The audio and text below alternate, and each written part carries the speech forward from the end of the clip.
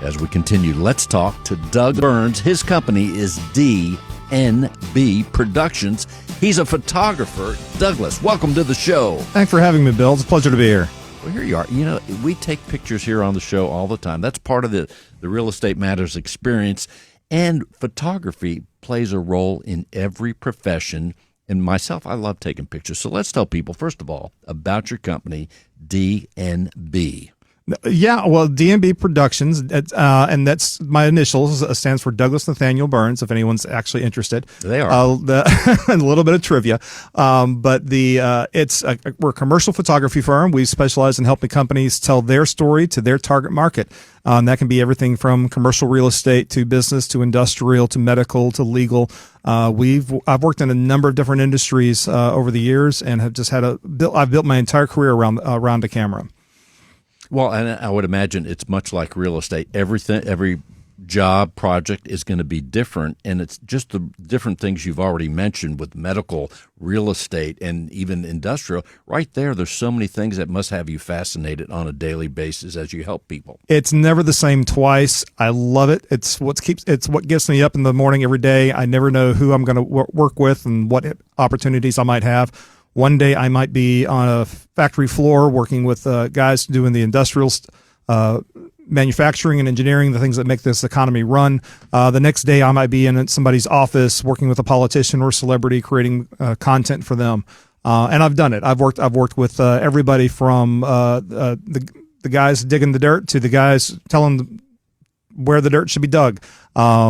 It's been a fascinating career over the years. And right here in the big city of Houston too, a lot of opportunity. And geographically speaking, where do you go beyond Houston? So I'm based here in Houston. I can't call myself a native Houstonian because I wasn't born here, but I did grow up in this town and I've built my career here. I left for a little bit to go to school, but I came back.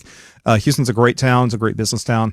But I have camera will travel. I've had the opportunity to travel all over the country with the camera, a little bit internationally with the camera. If a company has a need and I can help them out, I'm happy to hop in my car, get in a plane, and take care of them. We have a lot of international companies based here in Houston.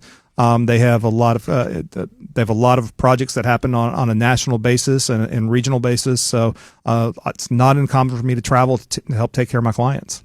And as you mentioned, you use the term behind the camera. What was it initially? Because this is a profession you love. What brought you into photography, and when did you first discover that, hey, I really like taking pictures of things and people and stuff? Yeah, so I've had a camera in my hands professionally since my college days, and I really got into it during college. At one point, I thought I was going to be the next Steven Spielberg. And actually did create a little short film that's available out there on YouTube for people who are interested in watching. Got a little bit of international play, but I was never able to make that leap. I also tried acting for a little bit, met my wife on the stage, but the idea of being behind the camera, of creating the story, of telling the story, of crafting an image. And I talk about creating an image and crafting an image more than taking an image. Because at the end of the day, when you're behind that camera, when you're behind that lens, you're making a creative decision about what story it is that you're wanting to tell and how you want that to be perceived. That takes a little bit of thought process, and it's more than just clicking a button. Well, the old cliche, every picture tells a story, is really true. You can have 10 photographers at the same location at the same time taking the exact picture of the exact same subject matter, and I guarantee you will have at least 12 different stories. It's totally on to everybody perceives things differently. They say the camera never lies. I'm sorry, camera lies every day. All the time. All the time. As a photographer, you decide what goes into that frame, what gets excluded from that frame. You decide on your lens choice. You get to decide on how long that shutter gets to be open. You're making decisions all the time about what that final image is supposed to look like. You get to manipulate things a whole heck of a lot, and then even more so when you start adding lights and modifiers and start creating a scene that probably didn't exist in real life. And there's a lot of fun and creativity to it, but at the same time, if I'm working professionally, I have to keep my client in mind, and I have to think about what it is, what's going to serve their needs, what's going to serve their clientele, what's going to help them sell their next project, their next building, their next product, their next service. What can I do to help my client move his business forward? And then in terms of real estate, what are some of the things that you've done in the real estate world? And we could talk a little bit about the industrial thing, because that's also a big thing here in Houston. I have gotten the opportunity to work on a few commercial jobs, doing some commercial architectural projects. Those can be a lot of fun because now we're looking at how the architecture lays out, how the light filters through the building, how the public spaces can be enjoyed from various angles, maybe looking at details that are not immediately visible to someone who's just walking in for the first time. That can be fun and can be exciting for me as an artist to work with. So working with our architects, working with engineering firms to showcase those projects, that's where you'll see me working in the real estate market. And the buildings tell a story. In fact, I'll tell you that when I first got to Houston I won't tell you when I got here, but I got here a long time ago. But one of the things that's exciting, it's architecture and buildings and real estate get you excited when you see the right pieces, so to speak. And I remember when I first came to visit Houston coming down from the airport at 45, and I got on the West Loop. There was a point way back then when you got on that West Loop before you got over here by Post Oak and stuff. There was a rise on 610, and that gave you a glimpse of the Houston skyline. And it gave me got me excited way back then. Unreal. Yeah, the Houston skyline is one of the more unique skylines, I think, in the country, and it's instantly recognizable to anyone who's even slightly familiar. We have some incredible buildings. Years ago, I had the opportunity to work as part of a crew member on a series of commercials for Zales Diamonds. And we were downtown shooting, and the DP, the director of photography on that project, just pointed the camera upwards. And he was just grabbing pieces of buildings and the reflections off the buildings. And that's when I realized that the architecture of the Houston skyline is so unique and so interesting. To celebrate that is a challenge. Sometimes because we think, oh, well, it's a modern city, glass and steel, built in the 1970s. I mean, because Houston, it built really in the 1970s when air conditioning became a thing, or maybe the 60s, I should say, when air conditioning really became more viable for commercial buildings. The opportunity to showcase what that can actually look like and the beauty that exists within these buildings downtown, it's a lot of fun to go out and play with. Like everything else, real estate has changed massively. But as far as photography, give us an idea of what has changed in the last what you were doing 5 years ago and how it's different today, or even 10 years ago. What are some of the things, I guess AI, but what? I'll circle back to the AI thing because it's a conversation that's ongoing right now. I think in every industry, and photography is no stranger to it. But the technological changes that have happened in photography just within my career in the last 5, 10, 15, 20 years, the improvements we've seen, the changes we've seen. I mean, I got started working with celluloid, actual film, in a dark room, the whole 9 yards. What has not changed is the process of creating the image. The capture mechanisms have changed. We went from celluloid and film. Well, and prior to that, we were on glass plate. If you want to go back even 100 years, wow. If you want to go wet plate photography, which still exists as a boutique option. We've gone from these different versions to now we're capturing on digital. We now have cameras that don't even require a physical shutter. They use an electronic shutter. So the method of the technology and of the device that we're using to capture those images have changed. But the artwork, the art form itself hasn't really evolved that much beyond what the individual artists themselves are doing. So it still takes a black box with a nice piece of glass that operates to capture an image, and an operator who understands the difference between ISO, shutter speed, and an f-stop or an aperture. Those techniques really haven't changed at all in the last 150 years or so. But with AI, what has introduced is the idea of being able to create images without ever going out into the field. Now we have the opportunity with a few keystrokes sitting at a computer to create an image that is a representation of something that may or may not exist in real life.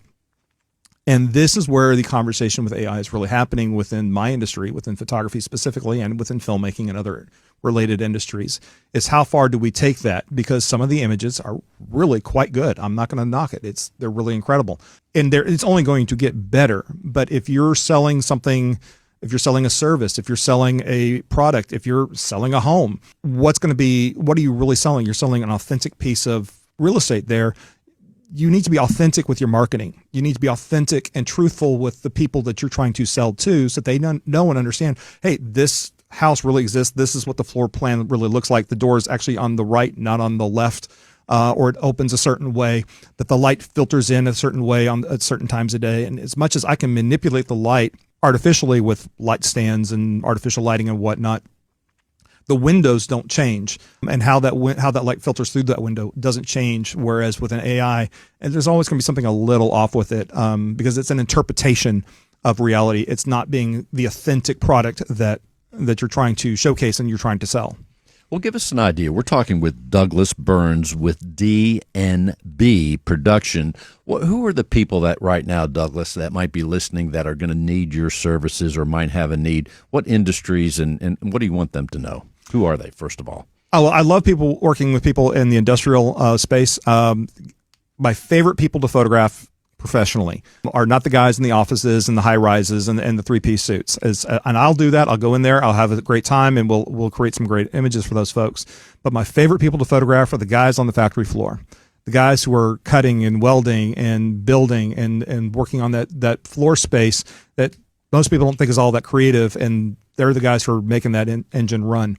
Celebrating those people, I have a lot of fun with. In fact, I've got a personal project working with first responders doing something very similar to that. I will work with industrial spaces and industrial clients I've done a lot of here recently with e-commerce type photography for people who are making pipe fittings and tube fittings, which is not exactly a sexy product, but it's an important product, especially if you're selling to oil and gas and marine industries. People in the medical space are always a lot of interesting. The technology that we have in Houston, we're talking earlier about Houston Second growing. to none. Houston's one of the top, if not the top, medical centers in the world. I was about to say in the country, but it's really in the world. Yeah. Because we have people that fly in, very important people that fly in all the time to receive medical care here in the city. There's a lot of new technology happening in medicine, and that needs to be showcased in the, if you'll excuse the pun, in the proper light. And doing that well for editorial purposes, for marketing purposes. That's a lot of fun to work with. But if you're in business, you probably need some sort of marketing, some sort of collateral. I can probably help. One of the things I think that's changed, I've always been interested in photography. I say always, as a teenager, tape recorders, cameras, all that stuff. I had a Canon AE1 at one point, and I remember some people might remember out there when you went on vacation, you wanted to make sure you had enough film, right? Isn't it great to be digital now? That said, we're all photographers to some degree. Give us maybe 3 tips for those that, and the iPhones I think are incredible. 3 tips when we take our own photography out there. Oh, look, for the average bear. I take a ton of photos on my cell phone. The quality of what a cell phone can do these days is really amazing.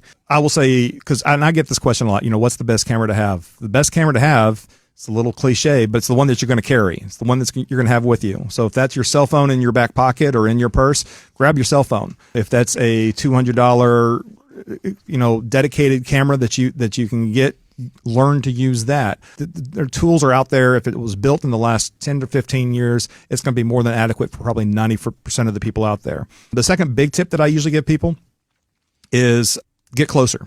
I guarantee you're not close enough to your subject. Figure out what it is that your subject is, and then clear everything else out of the frame, but that object, that person, that subject matter, so that you're not taking, if you're on vacation, you're not taking a picture from the parking lot.